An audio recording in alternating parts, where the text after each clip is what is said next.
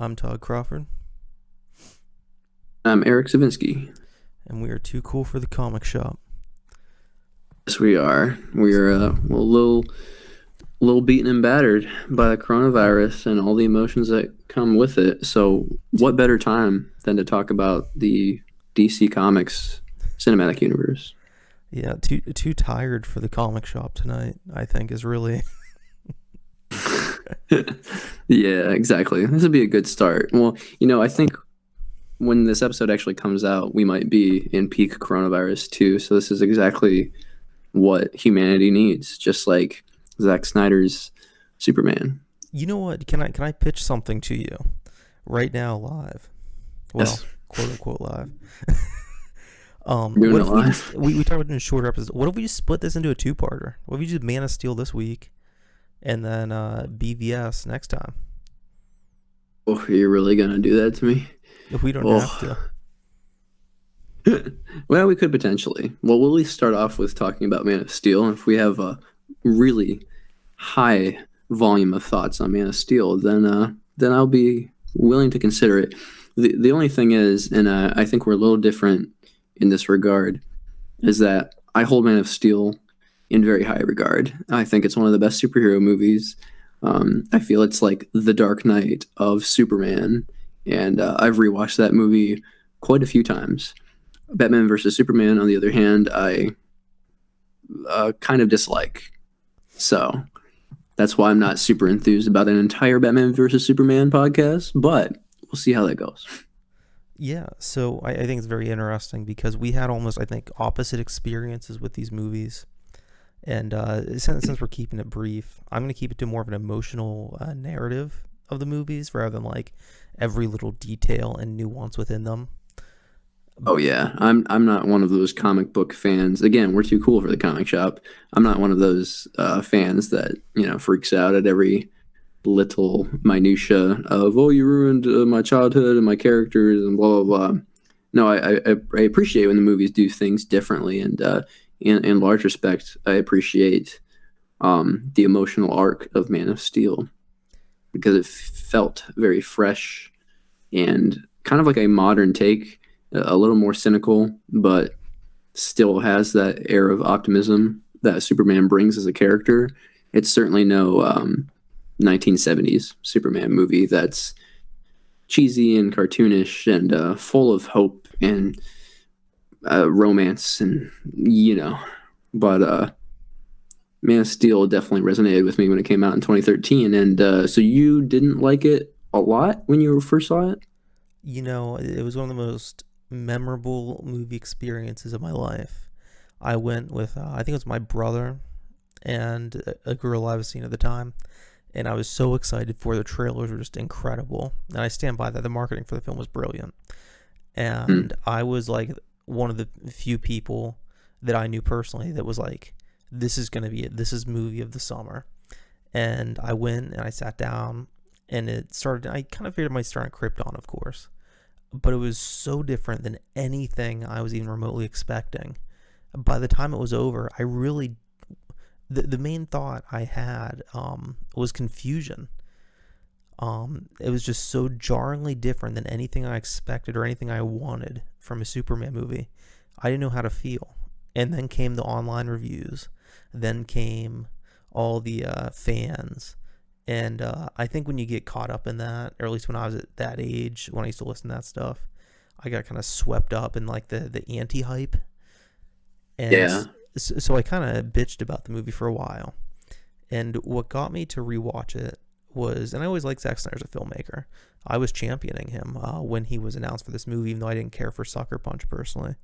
Um, when I heard about his daughter's situation, his personal issues, it really kind of brought me back down to earth with it. It's like, you know what, I'm going to revisit these movies. And I got Hmm. that in BVS on Blu-ray for like $5 each. They were on sale. And I just like loved both of them. And even like watching it on Blu-ray without any expectations, without any preconceived notion of what it should be or what I felt entitled to as a fan, it was awesome. I loved every minute of it pretty much. That's really funny. Yeah. I guess it's really interesting how we ended up on the same page, at least for Man of Steel. And we'll talk about it more of how I kind of had the same sort of like flip flop from like positive to negative to lukewarm on BVS. But how we both ended up being positive about Man of Steel. I think it's a fairly underrated movie because nobody looks it. Nobody like looks at it and says, you know what, that is a really perfect start to a cinematic universe. But in my opinion, Man of Steel is, you know, just as good of an origin story, you know, if not better for a cinematic universe as the first Iron Man. And they obviously didn't craft an elaborate Marvel style and scope cinematic universe after it. But man, they got to such a great freaking start with Man of Steel and Superman. So all the disappointments came rolling in after that movie for me. Yeah, and I mean, I love BVS, but it's kind of a film where it's like, I love it, but there's little issues with it, but knowing the backstory of the film, I excuse a lot of them, if that makes sense. But with Yeah, that said, without getting too much into the EU stuff, I think that DC did start a much more complex narrative of films right off the start, where each one interconnected with the other, more than Marvel was doing at the start. And I don't know. I mean, Iron Man's a very different film than Man of Steel. I prefer Man of Steel just personally, but I can't even compare yeah, the two really, just because they're so different tonally. It's hard to put one next to each other, but I think they're both pretty good movies. yeah. No, I totally agree. Yeah, and it's mostly a personal preference thing. I just thought, in terms of quality, you know, in terms of just starting something with a good movie, you know, I think Man of Steel is a better movie. There's very little that I would change about Man of Steel, to be honest. I feel like the casting of Henry Cavill is still the best choice for Superman. I didn't really love what they did with his character in future movies because I felt like he kind of stagnated. But in Man of Steel, he has a very morally gray, complex coming of age story where, you know, he's fighting his people instead of the humans, but he's been grown up to be human. So I feel like from the very, you know, onset of that concept, it's more compelling than, say, Superman fighting random rich guy Lex Luthor like he did in the 1970s Superman movie. Yeah, and To I me, that just oh, has sorry. more dramatic tension. Yeah, I mean, I love the Christopher Reeve, the first two movies. I genuinely love. And then the Yeah. third's just kind of dumb fun. The fourth's kind of the same way, but worse quality. But there's no perfect Superman movie. I mean, let's pretty much be real. I mean, Lex Luthor has Yeah. never been done well on film for the golden or for the silver screen, you know.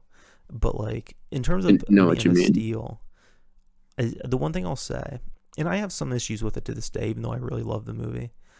The structure has always been jarring to me. I feel like it could have been done a little more smoothly. Um, but one of the things I really love about the movie is beginning it. I think everybody was asking, was like, what place does Superman have in modern cinema? Where would he place in the world? You know, we don't have room for someone like him or a character like him. And the movie begins with pretty much exactly that question after the Heavy Metal Magazine Zod fight with Kal-El or Jor-El. I'm Yeah. sorry. That's a good way to describe it, though. And I really like that. It's funny. I didn't wind up rewatching these movies, but I did watch Field of Dreams today with Kevin Costner, Clark Kent's dad in the movie. And Yeah, nice. another thing with the movie that is always kind of way back was I understand the argument that Superman's dad is trying to make in it. Is he ever even given a name? I think he is, but I just know him as Pa Kent. Oh yeah, I mean, uh, is it Jonathan Kent? I I feel. think you're right. Yeah. Think. I mean, everybody's got like a generic white person name if you're the parent of a DC superhero. It's all right. Yeah. So yeah, the scene with the tornado, you know, I have to say, I do think that's something the original film did much better because in Superman the movie, it's just like with Jonathan Kent just dying of a heart attack and falling over in the field and seeing Superman powerless to help that, I think was so much more touching and affecting than this huge CGI I can agree with that. tornado and the action scene with the fucking Yeah, I can dog. agree with that. That is one thing, that one scene to me, and I think it could have been done well. I think if they would have done maybe like, even if it was Superman's mom or something, and Yeah. you know, Pa Kent was like, I'm gonna go save Martha, whatever, and then it happens, and he tells Clark not to come save him. I think the message could have been conveyed, but the dog, I mean, Wait, are you not a our animals are family kind of guy? Because we're gonna have a different argument now. I am, but when it comes down to like a tornado, and especially cinematically speaking, you know what I mean? Like in real Yeah, life, it's not as power. Yeah, I think I understand what you're saying. Like it would have been more powerful if it was like Martha or something. Like, well, and I kind of agree with you. This scene could have been handled a little bit better because I mean, I don't know. I guess I do agree with you that in the 1970s movie it is more impactful because it's like, oh, humans are valuable and they can just die, through like natural, non-dramatic causes, and you can't do anything about it. I feel like that is a more powerful message, especially for like an invincible alien to learn. Um, and it's just, I don't know. It's definitely one of the iffier scenes in the movie. And while I can see an argument for it, I feel like maybe in the writer's room they could have cleaned it up differently. yeah, exactly. And actually, on that note, let's talk about the cast a little bit because it's a very well cast movie altogether. Oh, absolutely. I'm gonna cheat and Google it right now, but Yeah, go ahead. I guess we can talk about the names that I definitely know off the top of my head. I think Man of Steel is when I first fell in love with Amy Adams. So there's that. I've always loved her, but I was really, that was one of the things the first time I watched the movie. Once again, those preconceived notions. Even though I liked her, I just did not see her as Lois Lane, and I still see Margot Kidder as my Lois Lane. But with that said, I've grown to really appreciate what she's done with the character. Yeah, I guess I never really had like a Lois Lane was never one of those comic book characters where I definitely saw some one actor as that person, and even if they replaced Amy Adams in a future cinematic universe or something, like I wouldn't be like, oh man, where's Amy Adams? I don't know. It's not like one of those Hugh Jackman as Wolverine, Robert Downey Jr. as Iron Man kind of notions for me, if that makes sense. No, it totally does. That's almost exactly how I feel, where it's like, I like her in the role. I like what they do with the character in both movies, actually. I think she Yeah. has maybe the most consistent character arc, oddly enough. But Yeah. but she's definitely a different take on the character, one that took some warming up to for me. How about Michael Shannon as Zod? That's potentially my favorite casting in the whole movie. Yeah, I was pretty excited about that. And I really like what he did with the character. I like that the whole movie is essentially, in my opinion, the whole movie is kind of an allegory about race mixing in a way, or racism, and it's almost like an ethno-state thing where Zod is essentially Richard Spencer. I mean, that's fairly, on the head with what the movie is going for. Whether you're supposed to apply that to real world figures and race and stuff is up to the viewer, but that is literally what he's trying to accomplish. Yeah, but what about with Zod's plan to destroy Earth when he votes for Donald Trump? Don't you think that was a little political? That was a little on the nose. Like, yeah, I don't know if I like movies where they put Donald Trump on the news. I don't know. I just felt that scene was a bit out of place. But That was a little bit out of place. It's like when a Barack Obama is on the TV during Transformers. I was like, I guess that helps bring it home, right? Yeah. Yeah, if only Michael Bay would have been consulting on this movie, it would have been better. Just a small Yeah. hole here. Oh, sorry. All right.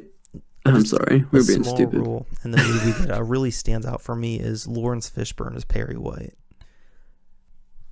I know he's pretty good in this movie, and this movie has like a fair bit of nuance, in my opinion, that like the future DC films kind of lacked. And it's like they'll take a character like I don't know his character's name because I can't remember, but Lawrence Fishburne's character, and like I was oddly attached to like them trying to save their reporter friends like from the rubble, even though like I didn't really know them that well. But it's like they very effectively in this movie use the tertiary characters to symbolize what our main character Superman is like trying to do, to help everybody. And this movie understands Superman in that way. So when people say that, I don't know, Man of Steel gets the Superman character wrong, I really just don't understand, in my opinion. Well, I think the whole issue is that it's not portraying Superman like Golden Age Superman. He's a young man who's confused. He doesn't know his powers. He doesn't know the limits of them. He doesn't know how to restrain them. And I think a lot of people just expect him, floating around in the sky with a Navy ship on his hand, like it's a basketball or something, just fully in control of everything. And that's typically Superman's struggle is philosophical and not physical. But even so, how I feel is it's like Superman in this film, he's kind of like a teenager discovering his own body. Yeah, absolutely. And I think Man of Steel actually balances that he has physical and philosophical struggles in this movie. And I feel like, why people don't like this movie really oftentimes goes to a larger discussion about why people like Superman. And for me, sometimes growing up watching, the animated shows, or it didn't really read comics as a kid, but I was well versed enough with the character, and Superman didn't really speak to me a whole lot as a kid because the limited exposure I had to the character didn't show him develop a lot as a character. It's kind of like Superman was always the static constant, especially in a show like the Justice League, where like the other more human characters are going through things, and Superman was kind of like, oh, I'm holding the train on my hand, and everything's okay now. And it's just like, for me, Man of Steel was the first thing that really showed me that, like, oh wow, you actually can write a compelling character arc for Clark Kent, Kal-El. Yeah, actually I'm gonna read a quote that I was just I was watching the BVS audio commentary today, and someone left this quote on the YouTube comments section that really sums up, I think, an issue that most people have with the movie, but also the philosophy of these films when they were starting and the risk that they took. And the quote is as follows. It says, reading back through Greek mythology and other world mythologies, godlike figures have always exacted a terrible cost on us as a people and then solved giant world problems. And I think that really is the divisive point in this film that drives people off completely, or that they become faithful towards and really appreciate. Exactly. And obviously, I think both of us are on the latter side of that. And then a lot of people, point towards the end of the movie where it's a battle of mass destruction, even if arguably, a lot of these people are already dead or they have moved out of this metropolis area. But I think that threw a lot of people off because, I don't know, Superman has always been a character who doesn't compromise and, finds the way out. But you have to think, like, this is Superman at his earliest, at his like teenage coming of age, where he's still trying to figure out his life. You really think he's going to effortlessly, defeat Zod without killing anybody, without causing any destruction, when the two of them are basically, like you said in that quote, gods? And that is the thing too. I mean, like, what I saw, and this was really some of the stuff that swung me back around to give this movie another chance. There's a lot of videos defending it, and one of them, I can't remember that guy's name. A Twin Perfect, I think his name is. He did like a 4.5 hour analysis of Twin Peaks and all this other crazy stuff. But Oh man.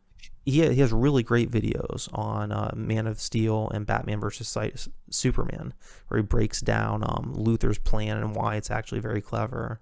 But the one thing he does that was really cool was he broke down the Zod and Superman fight in Metropolis point for point and showed that a lot of the critics that are saying they just mindlessly destroyed everything and Superman was going out of his way to hurt people, it was just like blatantly lying and exaggerating by showing like the first thing he does is try to get Zod out of Metropolis, and he's constantly put in these positions where he just has no choice but to engage in the fight to defend himself and others, which causes collateral damage with a few egregious mistakes as well, which is part of his character in this film. And no, I totally agree with that. And I honestly think, at least for me, just as like a fan, like the final battle between the two of them is honestly one of my favorites in all of cinema, if not just, the superhero movie genre. Definitely, I mean, like, I like the whole movie a lot. Like I said, the structure of the beginning kind of throws me off, but for me, pretty much once well, it's not quite this moment, but I think the movie really peaks and continues to peak after this moment. When we get that third or Close Encounters from the Third Kind esque scene with the Zod on the TV, and it's like an alien transmission at the Kent house, and then going from there to the final fight, it's like, this is exactly what I want in a Superman movie. Yeah, no, it's keeps the stakes up high, and the pacing is, after that point in the movie is pretty quick, and it's always focused on the central plot. And yeah, no, I really agree with all of that. They don't spend a lot of time in this movie. I really appreciate it, more as we get these convoluted 40 character ensemble pictures. It's like, from that moment onward, they're focusing on the main hero and the main villain and a couple very key supporting characters, and that is it. You just have a very personal, precise story. Exactly, and I just one thing that I really have grown to appreciate about the film is how it shows both sides of Superman's world, where you see the Clark Kent side back in farmland. I can't remember. I'm too tired to remember these fucking names and stuff tonight. All these where did Superman grow up? I don't remember. Kansas? I don't know. It's in the Midwest. But anyhow, you get that, and then you get him in Metropolis in the city. And of course, it's a little early to be discussed in this part of the film, but that last scene, even when I saw it in theaters, the last scene was awesome. And that final line, "Welcome to the world, Clark," or "Welcome to the planet." Yeah, oh, it's awesome. I love that so much because he really has a reason for becoming a reporter too. To actually, I don't feel like they ever expressed it as eloquently as they do in that final little monologue. I feel like that's kind of where the Christopher Nolan influence comes in too, because there are pieces of this movie that feel like it's a Nolan movie, but Nolan did help produce Man of Steel as well. So it does make a lot of sense why, it kind of has this monologue over the last minute of the movie where it's like you're wrapping up where the character is at, and it's got this epic final line, and then it goes to black. Like, that's so Dark Knight, and that's why I'm a huge Dark Knight fan, of course. So, I really felt Man of Steel had a kinship toward the Christopher Nolan Batman movies. But then they ended up doing expanded universe stuff 3 years later. I was like, oh, I guess not, or not completely. Yeah, and I think and that is one thing is that I believe David Goyer wrote a lot of Man of Steel, and he wrote the Batman trilogy. He worked in the Blade trilogy. And he can be very good in a board kind of setting when he's on the list of writers. But when he's left to his own devices, he can get very convoluted, very over the top. Kind of a lot of issues people have with BVS, actually. Which is kind of the thing where I would say, why is everybody blame Snyder? He didn't write the scripts for all these movies, for all these little things. There's a team of people, but anyhow. People can't remember names that aren't the freaking main actors or the directors, so a lot of times I don't even think people even know to blame a writer of a film.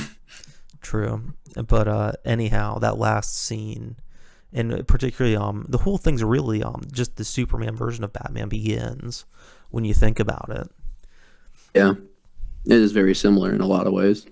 And that's not a Even negative to the thing. point of, I think maybe the structure issues you have is like the interplay between current event stuff, flashback stuff.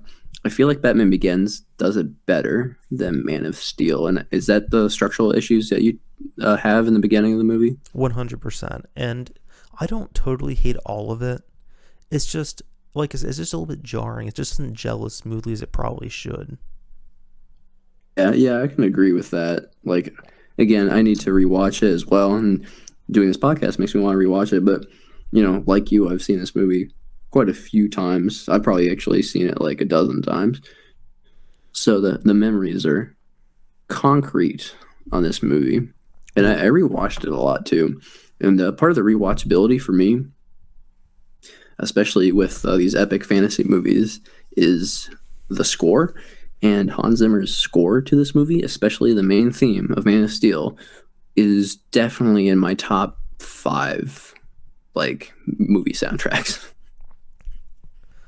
Yeah, shit, what was I gonna say? Oh yeah. See, here's the thing with Man of Steel. I've only seen it twice. Once like literally the day it came out, and once about a year ago around Christmas time. It's funny. But here's Yeah, what made me you might revisit it. actually you might Between like it. The more you rewatch it a year, 2 from now, continue to do so or something. Yeah, but here's the thing: is that between the time that I saw Man of Steel, it was summer. Then I came back to college and talked with college friends after talking to my friends in my hometown about it. Then a year went by. Then another year went by. And I still had regular conversations about Man of Steel for like an hour, 2 hours, like very in-depth discussions about the movie. And it was just something that like never left my mind. There was something about It's it. Like kind of cool. I remember almost every scene from that movie. And it's almost like the Star Wars prequels where it's like, regardless of my thoughts on them, and they can change by the day. Generally, I like them, even though I think they're far from perfect. They're always I hear you. fascinating. I totally agree, and I feel like even if a movie is not great, a superhero movie or a Star Wars or a blockbuster, like oftentimes they just have, through their sheer, scope and fascination of what they're going for, like they'll still stick with you potentially just as much. I think the worst thing a movie like this can do is be forgettable. Exactly, and that's the thing is that, yeah, and I'm not saying this movie's on the same quality as the prequels. I think it's better than the prequels in many ways, but I agree. even the Yeah. bad parts of the movie, I could have a 2 hour discussion about like half an hour of this movie. And I don't know higher praise I can give something where it's been out for like what 6-7 years now, and I still can't shut up about it. I think that's the strength of Man of Steel too. Is like, it's a conversation starter, and if a superhero movie is a conversation starter, like, oh, does it make sense to go back and save the dog? What's the morality of getting the city destroyed? I mean, if you can even ask those questions after watching a superhero movie, I feel like you've been done a service. You have seen a higher than average piece of art from the genre, in my opinion. Yeah, it's worth the price of admission. Even if I didn't go back and rewatch it and love it, I'd still be talking about the movie after only having seen it once. It's nuts. There's something about these movies that's just so it's addicting. Yeah, and this was like my end of high school period where I was super addicted to superhero movies. Generally, pretty good ones were coming out every year. It's only really in the past year or two that I've really felt the superhero burnout. But yeah, man, back in the end of the high school days, I was all in. All right, so do we want to move on to BVS? Are you taking mercy on me? It's not going to be 2 different podcasts. Yeah, we could do that. I think we can we could do broad brush strokes, and maybe I'll film a solo one on about one scene of the movie that'll last enough 45 minutes to make up for it. There you go. There you go. But yeah, so while Man of Steel was, contained, it had some maybe flubs or pacing issues in the beginning. But, it told a very personal origin story. Batman versus Superman Dawn of Justice just, I've seen it a few times, and originally I loved it. I was caught up in the spectacle and seeing the characters I enjoyed again. Like that was very exciting for me. So as a Man of Steel fan from 2013, from the very beginning, Dawn of Justice was absolutely at its best on its first viewing for me. Both my brother and I really enjoyed it. And then, I might have gotten caught up in like people bashing on it too. But I also just, the more I thought about the movie, the more time went on. I rewatched it. I watched the extended version, didn't like that. And it's got good parts in the movie, I will agree. But there's just a lot that seems unnecessary in terms of the plot and a few character decisions that are just like, things are just too on the nose, and I feel like the movie is trying too hard. And like you said, you alluded to earlier, a lot of my issues with Dawn of Justice point toward the writing of the script. Yeah, so I think what's fascinating with Dawn of Justice, and I'm going to say now, I think that Man of Steel is objectively a better movie. I think that BVS is a more frustrating movie. I think it's a more complex movie. And it's showing signs of things to come with Warner Brothers. A thing that a lot of people don't realize was that people running it at that point in time, their contracts were up. They knew they weren't coming back. So they tried to shit out Justice League. So BVS, Suicide Squad, and Justice League were all rushed to hell and just dropped so these people could get their money and run. And they're gone, and now we got Shazam, Aquaman, And I think movies that felt like they should have been at the beginning of this cinematic universe and not later on after all these other crazy projects. Exactly. And so this one, I feel like there's two movies here, or maybe three even. You have the sequel to Man of Steel that Zack Snyder originally wanted to do. There's the movie where they're like, okay, you got to put Batman in here. So you got the Batman movie. Then you've got the Justice League teaser movie that the execs just forced on there as well. So let's start off with just the general stuff with Superman as a sequel to Man of Steel. Okay, because I do think it's all interrelated, and it being three movies is why I'm not in love with it. It's not horrible, but because there are three movies in here, two of them shouldn't even be here.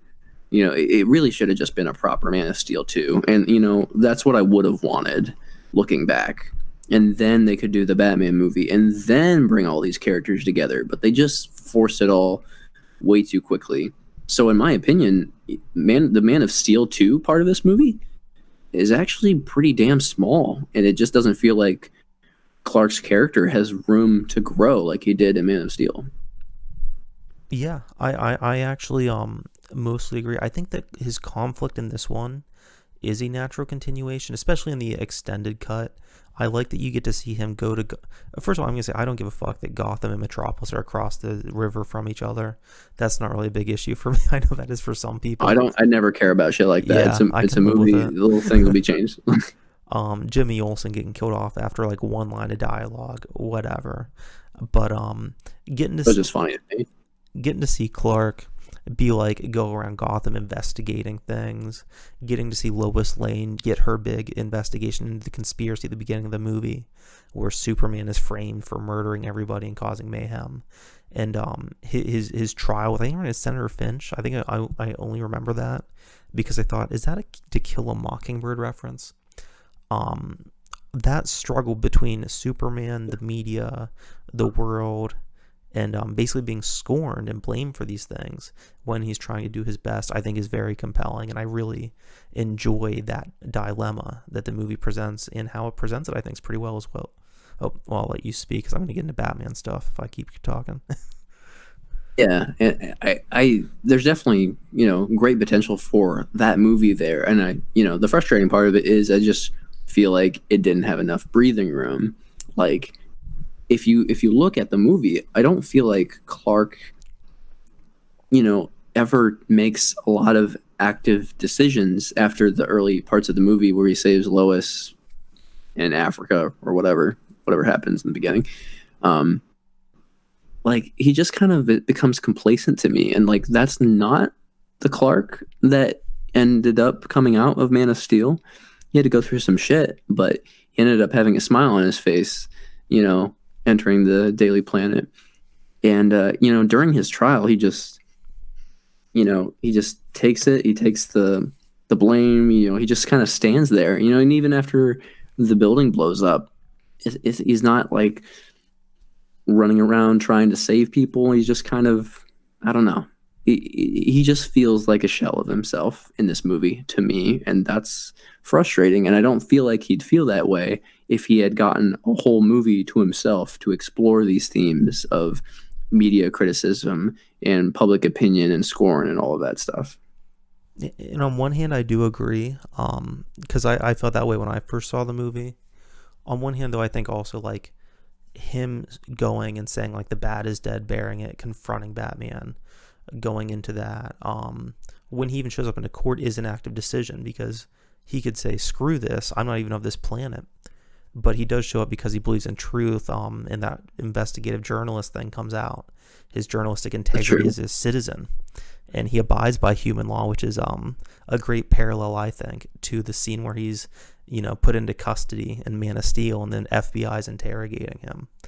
The bomb thing, I've heard a few different reasons why he didn't know the bomb was in there and why he wasn't saving people. I kind of get, but on the other hand, I'm like, well, if a bomb goes off, what can you do really? Unless he uses his heat vision to like cauterize a wound or two.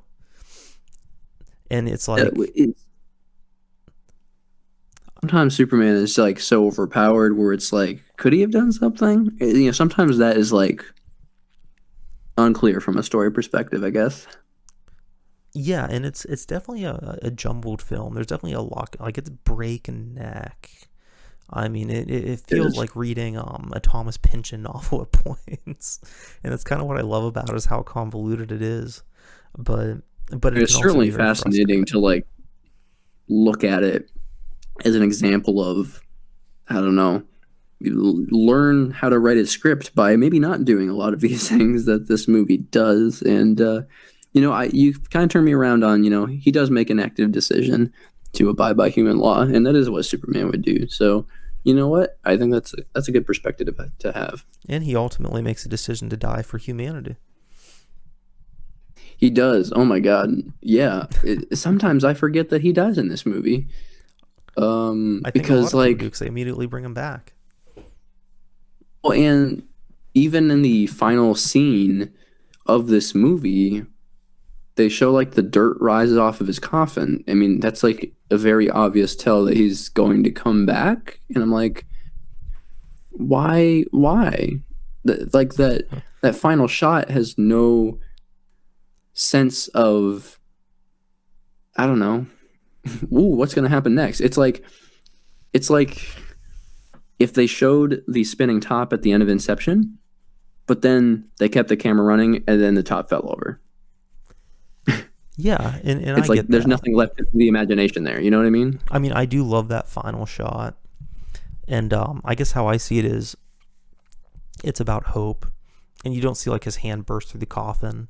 You just see like the dust kind of like lift up off of it, like radiation from his weird alien body or whatever. I mean, he's definitely coming back. I guess that's what's happening. I'm not sure. One thing with me in this movie particularly is I think that Zack Snyder, I think he's a visual filmmaker purely. I think he understands cinematic language very well. He even does storyboards, drawing scenes out more so than he does shot lists. He talks about a lot. And I think Chris Terrio wrote the script for this, who did Argo. And I like him. I think he's a talented screener. He worked on the Star Wars sequels as well, the more recent ones. And just Rise of Skywalker. Oh, don't put him on Last Jedi. Oh, I thought he was on Last Jedi. I'm sorry. Oh my God! Don't you dare disgrace The Last Jedi with Chris Terrio's name. Sorry, I get very passionate about Star Wars. It's all good. Chris Terrio is all right. Yeah, he He seems likes to write convoluted movies. he does. He seems to be like a guy who he's a very good, like if he just wrote his own scripts he'd be good, but he gets in over his head with these big studio projects. But that's a podcast for another Kind day. of. Oh, it sure is, man. You need to watch the goddamn Star Wars sequels so we can talk about them. I'll do it for the podcast someday. But Yeah, we definitely will. going into Batman stuff, because this film, Anyway, this is a good transition point because the film is it's cyclical. It begins and ends with a funeral, which is one of the things I love about it. Where the end of the funeral is actually, instead of like despair at the beginning and hopelessness that Batman just succumbs to over the course of this movie further and further, it ends with the funeral as a sign of hope, actually, which I really love. But yeah, so I do let's like just discuss that. Batfleck. Yeah. See, man, it's so interesting because now we've seen his whole career as Batman, which I thought would go longer, but again, nothing was planned and whatever. So he's in 2 movies and that's it. And he never got his own movie, which I find hilarious. Anyway, It really sucks. It's he's sad. yeah, it is kind of weird and sad, but maybe the next Batman movie will be really good, like Joker was. So I don't know. Anyway, basically he's good. I do not dislike him. He's definitely a different Batman, which I'm fine with. There's so many different interpretations of Batman in all mediums. So, generally, I think he's fine. Again, it's just kind of like this movie is half his movie, which, again, a Batman versus Superman movie, that should be the case. Half Superman, half Batman. I just feel like they should have, like, had maybe 1 or 2 prior movies, like a Batman movie and a Man of Steel sequel or something. Yeah, I definitely think that could have been beneficial. And I think it should have just been the two of them rather than 1/3 Superman, 1/3 Batman, 1/3 Justice League. Yeah, / Wonder Woman, which, like, man, she's in this movie for like 2 seconds, and it's kind of weird. But Batfleck himself, this is a weird thought because he's such a different take on the character. It's pretty controversial, of course, but I think people have warmed up to it with time because, of course, this Batman kills people, and that really did rub me wrong at first. And then I kind of stopped giving a shit because I was like, you know what? There's like 100 Batman movies. If this one does it, clearly the point is that he has been broken. One of my favorite comics ever is Spider-Man: The Death of, I'm not going to pronounce her name right. It's the death of Jean DeWolf, and it's one of Spider-Man's friends. She's a cop, and she gets killed. And the whole concept of the comic is, what would it take to break Spider-Man, to get him to go resort to murder? And it takes Daredevil to kind of get him out of that rut. And So you're a good comic. I'm sorry, what? I just said that sounds like a good comic. I haven't actually even heard about this one before. Yeah, I really remember loving it. And I remember thinking about that comic, and I was like, that is kind of the core concept of BVS, where it's like, the only difference is Batman has been broken. He is past that point.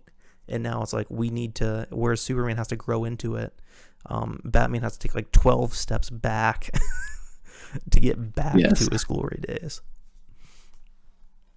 I think that's why people maybe aren't on board with it, because they show you a broken Batman. They show you at his character arc where maybe all of this interesting shit of him breaking down, it's already happened, which I kind of like. Okay, it's cute. They allude to Jason Todd, Robin having been killed in the cinematic universe. I don't know. Maybe a movie could have shown that. Like, I guess, like, is that too much to ask for? But again, they rushed all of this, so you don't get to see that progression. So I feel like in this movie, for a good portion of it, Batman kind of feels like a caricature. Like, he doesn't go through a lot of growth at all until like the very end. And then he's like, oh, Martha. And then he's like, oh, okay, I guess I'm being a dick. So he's got like that one character growth moment, and that's it. And I think that's why people are upset with the whole Martha line, not because it's silly that in the canon their moms are both named Martha, which is admittedly kind of stupid. But I think it's because Batman's entire character arc in this movie is hinged on that one plot convenience. And I definitely get the silliness of the Martha scene, because once again I think that's a good idea, because so Batman's entire arc in this film I is, agree. your introduction to him. And what's so funny is all the things I criticize about Batman. I did a review of this before. I don't know if it's still online. I don't know the channel name anymore, because it'd be like Keeping Up with Your Ex's Facebook or something. But in an old review I did of this movie, a lot of my complaints I made in that video were things that were directly from The Dark Knight Returns. And I reread The Dark Knight Returns, and it kind of changed my perspective on a lot of it. I'd read The Dark Knight Returns before I'd seen this movie, long before I'd seen the movie, but I wasn't that fresh on it. And Nice. I rewatched or reread that comic, and I remember like kind of making fun of the pearls and how he puts the gun under the pearls, and the flamethrower, how he shoots the flamethrower guy at the end, whereas in Batman Returns he just shoots the guy in the fucking head. But Yeah. anyhow, so Batman's core arc of this film is that he's just completely traumatized and broken over his parents' death, like every Batman is.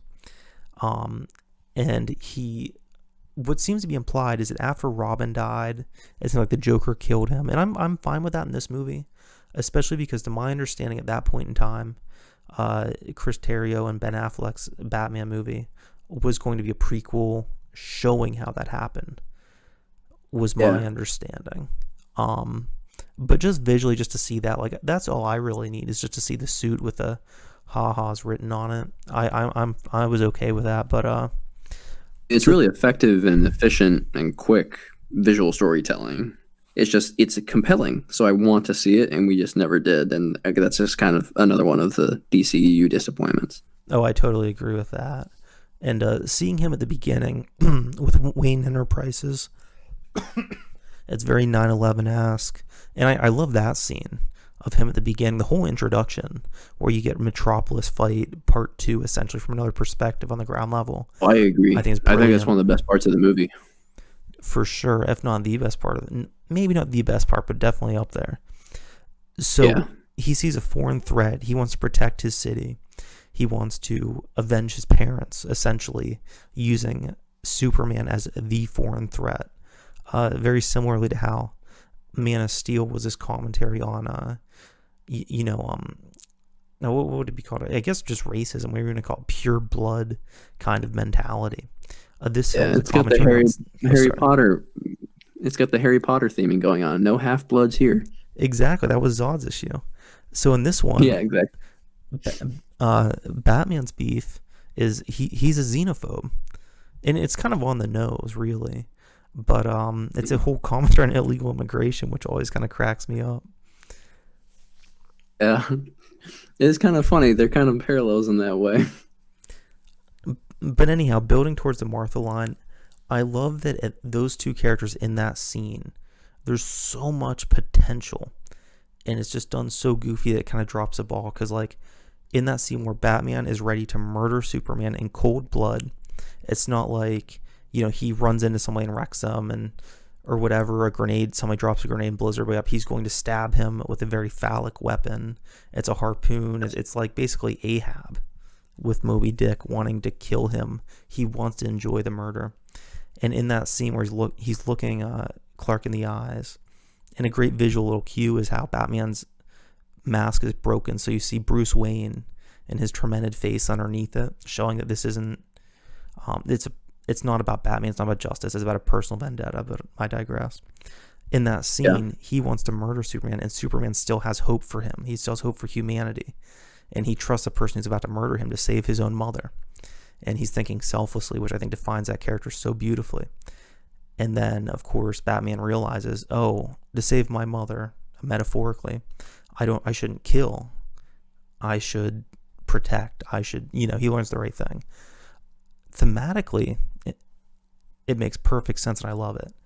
In yeah. execution, it's goofy.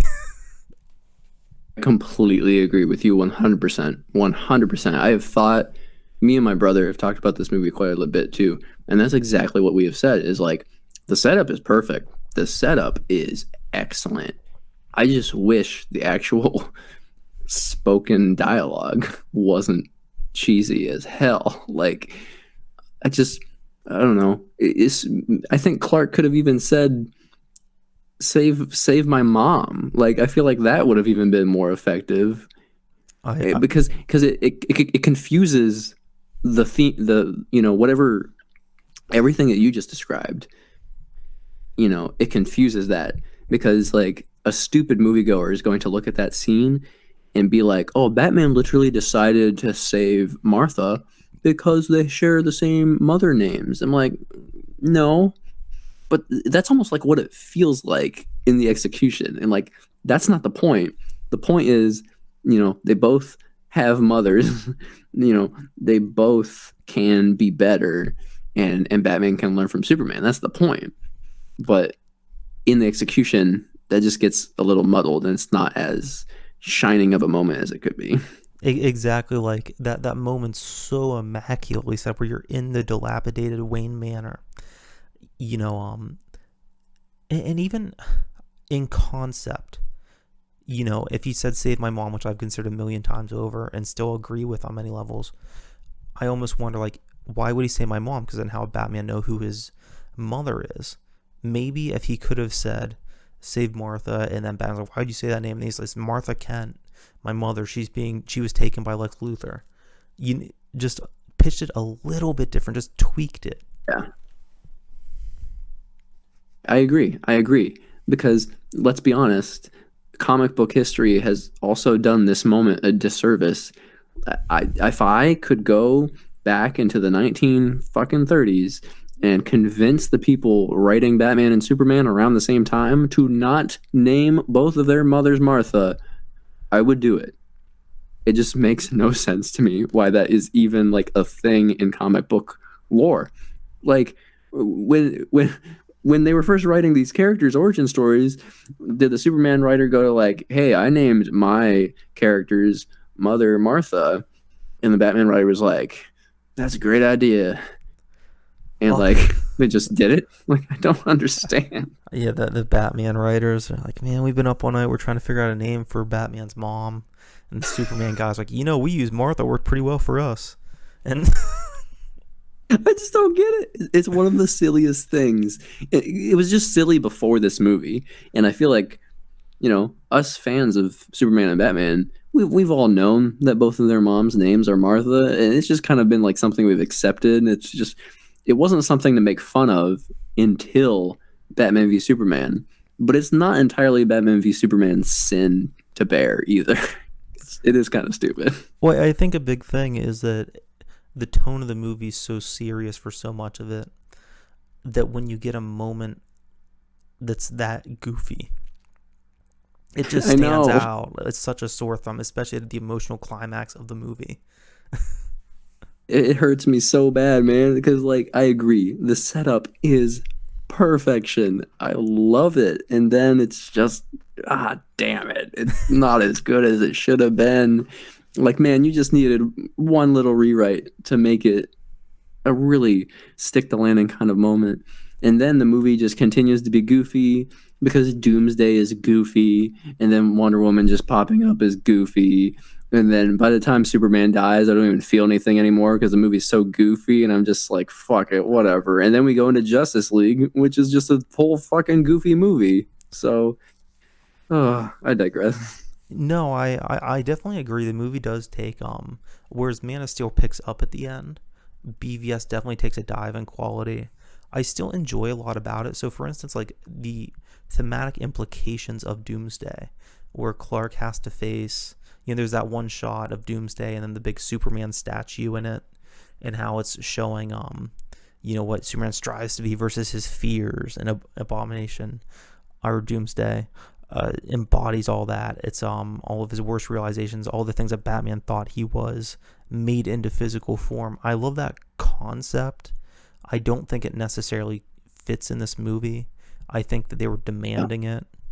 I'm kind of okay with it. To me, it's like your typical, it's a blockbuster movie. We need a big CGI fight at the end, which is not what I wanted, considering how much I really love the rest of the movie leading up to that.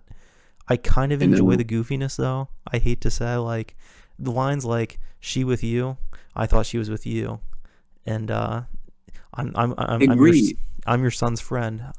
I could tell the cape gave you away. Stuff like that. I love that in just a blockbuster, dumb, fun way. Dude, I agree with you like on everything, but now you know why I'm frustrated because the things that we all like feel like they should be in different films. Like they just feel like they should be, oh, those quips should be in the Justice League cartoon because that's what that reminds me of.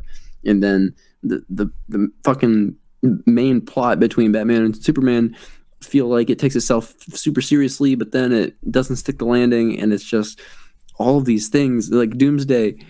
It could be a good concept, but it's so rushed, and for some reason, like General Zod's corpse has to be Doomsday's. Like still don't understand why that had to. Why? I don't know. Like, Doomsday has like no fucking setup in like the comics, and it's fine. It's like, oh, he's just a fucking alien. It's whatever. But no, because this movie has to be super meta and be like, oh, his villain's coming back to haunt him again, so it has to be Zod transformed. And I'm like, you're just trying too hard. It doesn't have to be Zod's dead body. Like, why? See, I'm fine with that. I'm fine giving it that backstory. I think yeah, the thematic implications of it, all that stuff, Lex Luthor and how he does it, I actually liked quite a bit. I think certain parts of it could have been better. But I was fine with that. I definitely agree. It's different movies, and that's one of the things that I don't like about the movie.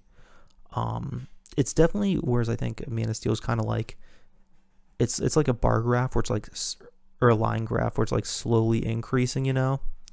I think BVS is it's just peaks and valleys.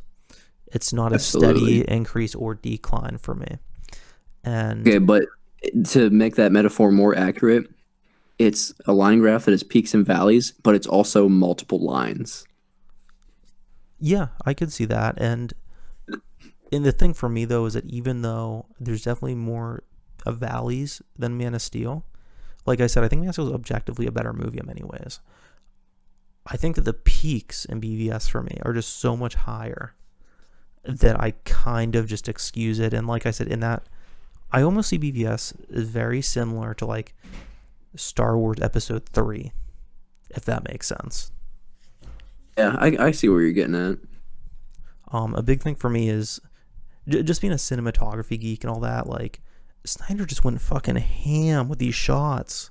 That shot of him like going up to the courthouse, and it's just like the staircase is this wide angle shot, and just his red cape just like trailing behind him, is probably my favorite superhero shot ever. The Yeah, scene of his there's no body. denying that this movie is well shot. I will not fight you on that. It's a beautiful shot movie. It's The lighting can be a bit dark for like 60% of the movie, but I guess it's because everything has to happen at night. But yeah, it's like the cinematography and the framing, all of that stuff is and solid. the one thing I love reading the fan theories and stuff. There's just so many for this particular movie, particularly the one that I love and just adore. And this could be stretching. I don't even know. Take this for what you will with a grain of salt. But the scene where they meet each other, and we're gonna have to talk about Lex Luthor at some point and get the elephant out of the room. But until then, when he introduces them, so behind Batman is classical style art, but Superman is modern art, showing the conflict between the two. And just a little background detail like that, there's so much context and so much that you can draw from it, and these two characters and what they each represent, and that shit just geeks me out. I love that so much. Yeah, no, that's a really nice touch, and no, that's a pretty good moment too. When they do first meet each other, it's like the characters are, written well enough to bounce off of each other pretty well, and the actors are doing a good job too. So like it's stuff like that where I'm totally fine with the movie and those types of moments. To talk about Lex Luthor, it's like I don't know. I actually don't have really strong opinions on him either way. Like to me, he's just an eccentric reimagining of Lex Luthor, really. Yeah, it's tough And it's like because that's okay. it's tough because in theory, I love what they do with the character. in execution, I wish that they changed the pitch a little bit, because I'm fine with him being this like internet entrepreneur type guy, kind of, basically just what the heck's his name? Facebook, the social Oh, network. it's very fitting because Jesse Eisenberg is in that movie as Mark well. Zuckerberg. Yeah, Exactly. exactly. And you could tell that's what they were going for. And I honestly wish Jesse Eisenberg would have played the character more that way. I'm fine with Yeah, the little riddles. I think he's supposed to be irritating. I think you're supposed to think that he hides behind this puzzle after puzzle. It's basically just labyrinth that he constructs intellectually to hide his inferiority as a man. And Superman directly confronts that towards the end when yeah, he could just flick him away. And even so, when Doomsday goes to smash him, Superman still, the first thing he does after Doomsday is born is protect Lex Luthor from Doomsday, who just gave birth to him. But man, like those little ticks and stuff, or he makes that noise that Eddie Murphy makes in Norbit when he's playing Norbit's wife. He's like, that weird like thing. It's like, dude, what are you doing? And I like Jesse Eisenberg a lot as an actor, but it's like, dude, what is this?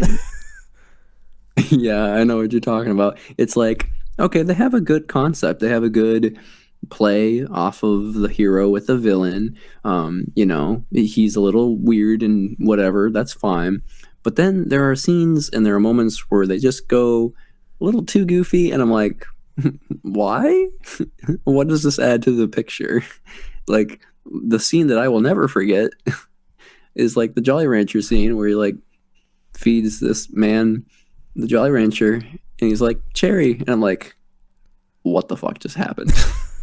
That is a weird scene, and I can excuse that for just showing his power in a comedic fashion. He's Yeah, like entertaining I know what it's himself. going That's for, but fine, I'm but also like, Jesus Christ, man. Like, yeah, I agree. it's like it's funny to me because these movies get tons of passes. You like a whole board of people sees all of this shit, and I like to think that multiple people looked at that Jolly Rancher scene and they were like, "Yes, this is what we want in the movie. This is what we need right here." Exactly, and the thing is that I think Man of Steel, even for all its faults, I could see all those things going past the studio. But then once they started interfering, those strange decisions started to appear more and more Yeah, they do. with each film, excluding Wonder Woman. But I think that was just kind of an anomaly. I don't know, it just slipped through the cracks somehow. Well, I also think it might even be because Wonder Woman was the female superhero movie, and the board was like, "Yeah, fuck it, that movie's not going to do well," and then it did super well. Yeah, I don't know if it was that or maybe it was just filmed earlier. Would No, be I a mean it's also a guess. prequel, so I mean it has, I guess, more room to like not be tied down by all the baggage of the BVS Justice League timeline and shit too. So That's true. whatever lack of interference or whatever Wonder Woman had. I mean, Wonder Woman is my favorite DCEU movie other than Man of Steel. So I do generally like it quite a bit. It's tough for me. So BVS and Man of Steel, they're kind of tied because they're such different movies, and it really just depends on my mood and like what I'm thinking on in the particular day. But those are Yeah. very specific movies, and I love that about them. I love that they're so personal to Zack Snyder, and nobody else could have made those movies the same way. With that said, I absolutely adore Aquaman. Really. See, Aquaman was kind of like an average 2.5 star movie where I'm like, that was cheesy. Cool. It's all right. See, that's what I was I don't know. expecting. And Aquaman's like my second favorite hero, but I didn't even go see it in theaters, but I wound up getting it on Blu-ray with a gift card, and I thought, why not? I'll give it a shot. And it's one of the most ambitious blockbusters I've seen in I don't know how long. There's just so much it does, where it's like there's parts like this is like something from the Star Wars prequels, and then it's got stuff like this is like Indiana Jones, this is a horror movie, this is like a Doom game, this is like Power Rangers, but yet it all meshes perfectly. And it's just such a Sure. remarkable feat of blockbuster filmmaking from James Wan. It's got a lot going on. I feel like it does a lot of those things half-assed, but yeah, I don't know. It's I don't know. Yeah. I guess we're kind of getting into a DCEU ranking, which I haven't seen Shazam, but I think I've seen all the other ones. I haven't seen too many of them. I don't go see every one that comes out. And there aren't many of them. What? There's like six or seven. There's Man of Steel, BVS, Suicide Squad, Justice League, Wonder Woman, Aquaman, Shazam, and now Birds of Prey. So that's eight movies. Yeah, so I've seen like 4 or 5 of them. Have you seen Suicide Squad?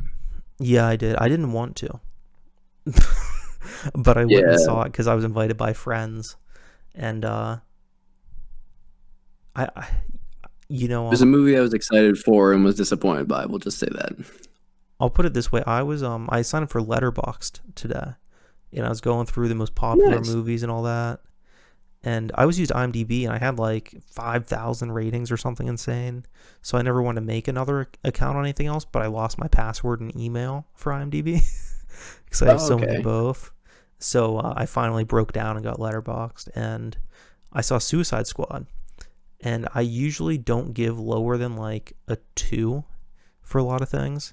I think I gave Suicide Squad maybe a 1 star or a half star. Yeah, I don't blame you. It's kind of a train wreck of a movie. Yeah, I can say one positive thing about it. I love the basic structure of the movie. Yeah, just not the actual plot, but yeah, the structure could work with a different plot and Yeah, and like more the plot of well-written getting him out of characters. prison and then it's just escape from New York with supervillains. I thought that was a cool idea, but the Yes. writing, the characters, nothing worked at all. No, the editing, the music, it's bombardment, man. It's too much. It's nope, nope. But it's funny that you are now on Letterbox. I've actually been on Letterbox for more than 6 years.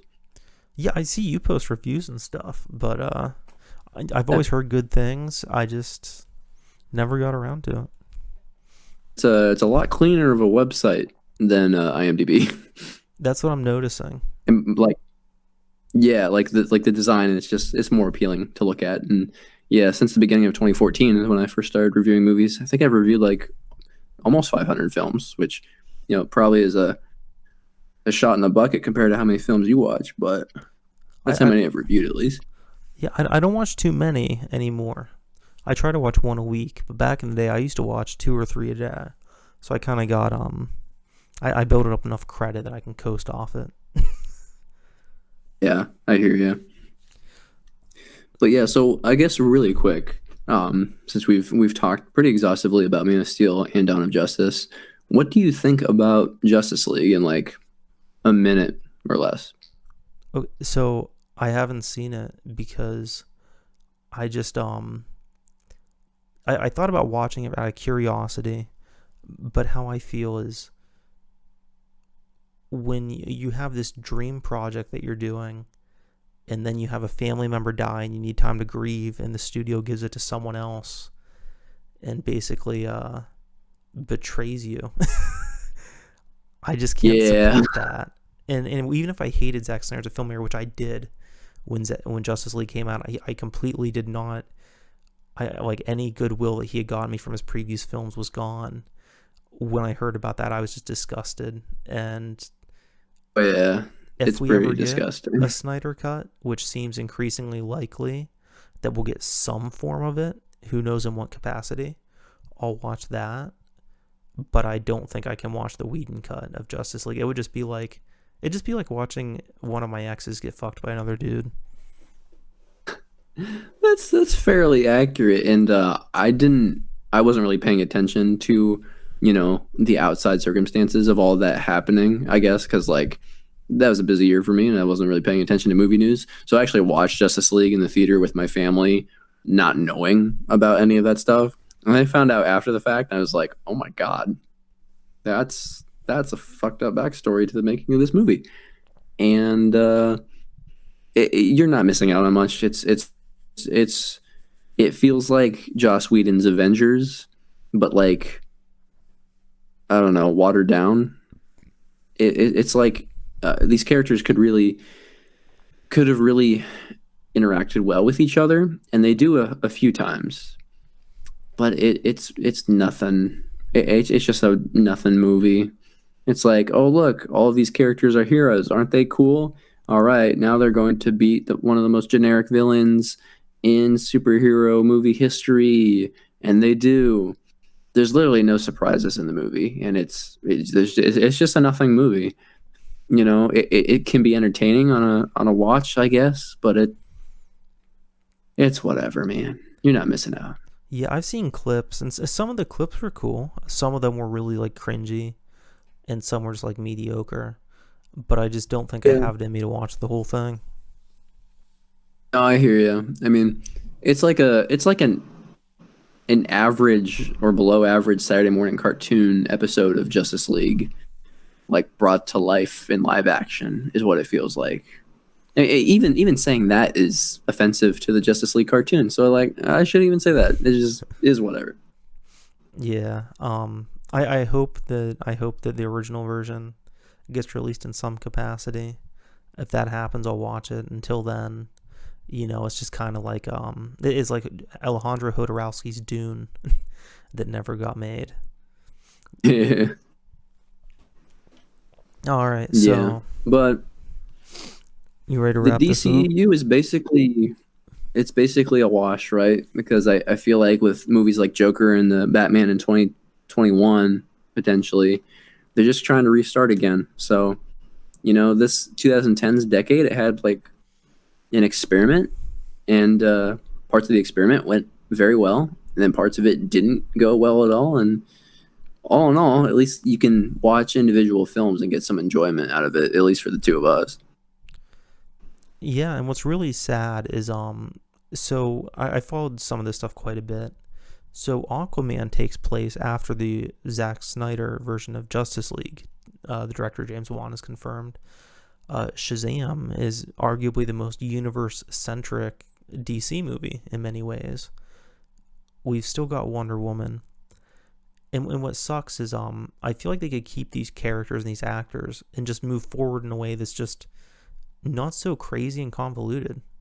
I think you can get a Man of Steel 3 with Henry Cavill, because I'd love to see him at least get another chance at the role. I get rebooting Batman because Ben Affleck's just too bent out of shape. He can't do it emotionally from what he said in interviews. But like, I don't think we have to wholly abandon it. They could do a soft reboot of sorts. But with that said, I mean, Shazam was a lot of fun. I loved Aquaman. Joker was great. So like, I wish that we got more of that original vision before the studio execs interfered so much. But I hear you, man. I think the future's looking bright for DC regardless. I think so too. I mean, I can always count on DC to, I guess, make something that's not cookie cutter, even if it's a studio interference mess. Because sometimes the Marvel movies feel that way to me, because certainly because of their sheer quantity, but also how they repeat the same formula in like half of their MCU movies. So I mean, DC definitely offers a little bit different film. It's kind of a palate cleanser, because DC movies also don't come out every 3 months like Marvel movies did for a few years. Yeah. Oh, that'd be a good one to discuss sometime. Maybe just not the whole Marvel movie. I'm not watching all those, but like. Well, I already did before Endgame, dude. I'll catch you up for the ones you haven't. Yeah, if you want to do Infinity War Endgame, that could be a talk we could have, because I've seen both those and have strong thoughts on both of them. Yeah, same here. That could be a good topic. Well, I think we, with our DC main course, maybe we'll have a Marvel dessert next time. Yeah, sounds good. All right, I'm Todd Crawford. Awesome. Well, that's Todd Crawford, and I'm Eric Savinsky, and we've been too cool for the comic shop. We'll see you in the next video.